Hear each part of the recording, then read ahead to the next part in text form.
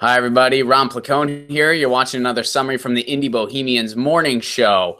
One of the things we talked about today, and I can't help but see a connection between these two things, is two events that happened in our schools in the United States. And the first was in California, a student is facing disciplinary action because he omitted the phrase "under God" from the Pledge of Allegiance. He was reciting the Pledge of Allegiance to his class and then doing the announcements over the loudspeaker at the start of school.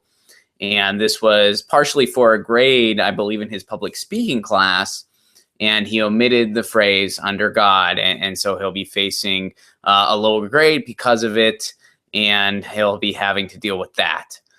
And over in Philadelphia, a student punched out a 68-year-old substitute teacher. He just decked him and laid him out, and the video was posted on Vine, and the video went kind of viral, so you might have seen it. And as of the recording of this, and I'm really quick to preface it that way, but as of the recording of this, it has not been confirmed that this student will be expelled. The student is currently suspended, reported that he'll likely be facing expulsion, but there's never been a straight up "this student has been expelled." So it's an interesting combination of things here. First of all, on the California side of the coin, straight up, I am 100% behind this kid. The school's logic behind him getting the lower grade was that if you're going to recite the Pledge of Allegiance, you have to do it the traditional way. Well, "under God" was not in the original one. It came later. So this kid could argue, hey, I did it my own way of traditional. I interpreted traditional my own way. Acknowledges that students do have the right to not stand for the Pledge of Allegiance, but if they're going to recite it, they have to do it the traditional way. So he is facing consequences. I think all he did, he did recite it. He did the job. Yes, he omitted "under God," which typically the way we say it now, of course, it has that. But there was no one saying that he couldn't do that. I don't think he should be graded based on the quality of the job he did. First of all, in a public speaking class, you should actually do public speaking projects. You shouldn't just do the announcements and recite the pledge over a loudspeaker. I don't really even know if that's public speaking necessarily. That's more like announcing because you're on an intercom typically. So, but secondly, he should be graded on the quality of his work, not on a political statement that he was making. If the one thing I suggest that this student does to kind of make lemonade out of lemons here, and there's a good chance that he's kind of gonna get reconciled here, because I think in a lot of ways the school does not have a leg to stand on. But one thing I recommend the student does, I'm assuming that this gentleman, his name is Derek, I'm assuming that he's a smarter person. He's at least a free thinker and stuff like that, which I think that whether or not you agree with what he did, I think we can all agree that it's cool to see high school kids thinking for themselves, because I'm not saying that no high school kids do think for themselves. I think a lot do. Lucy agrees with me. If you heard her meow, she's a little cranky right now. But I think that it's always encouraging to see that, especially because I really do think in the K through 12 education world, there's a lot of situations where thinking for yourself is fairly highly discouraged. So it's cool, I think, to see that, whether you agree with the guy or not. I do. I think he has every right to do it that way. And there's an alternative assignment he could have done, but maybe he didn't want to do that. Maybe he should say maybe he wanted to do the pledge. Maybe he liked that assignment. And just because he feels a certain way, I think he had every right to do what he did. And I actually salute him for his courage, really.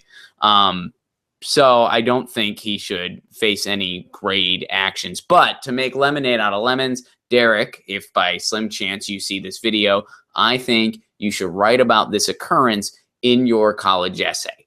If you plan on going to college, I don't know. I don't know your story. I know nothing about this kid. But he seems like a pretty intuitive kid. Seems like he's, maybe he has intellectual curiosities that will lead him to going on to higher education. If that's the case, I strongly encourage write about this in your college essay, because you can do a knockout, bang up job with that. And any school is going to be like, that's awesome. That's going to put you ahead of the curve. You did this thing that got national media attention. You faced a consequence grade wise. So then when they see your transcripts, you can kind of justify that grade a little bit if you end up getting the lower grade, which I don't think you should, but if you do, and then you can kind of say, hey, this is what happened. I just think that's a good way to make lemonade here. And since I'm kind of I'm kind of on the kid's side here, I hope that he does that. Now in Philadelphia, what is it saying when a student knocks out a substitute teacher cold and they may not be getting expelled? Again, I think likely this kid is going to get expelled, but I'm very not sure. Why wasn't it just automatic expulsion, like you're out of here? He decked the teacher and knocked him out cold. 68-year-old man. And you see an interview with this guy after, and it was so sad. For anyone that's seen the video, he's 68 years old. He's this frail, soft-spoken guy. And apparently what happened, this girl was sitting on the guy's lap, and they were kind of not being appropriate for school. And the guy said, hey, you can't do that. The kid just kind of ignored it. He's like, all right, if you're going to do that, you can't be in this classroom. Kid got up and decked him. It's just...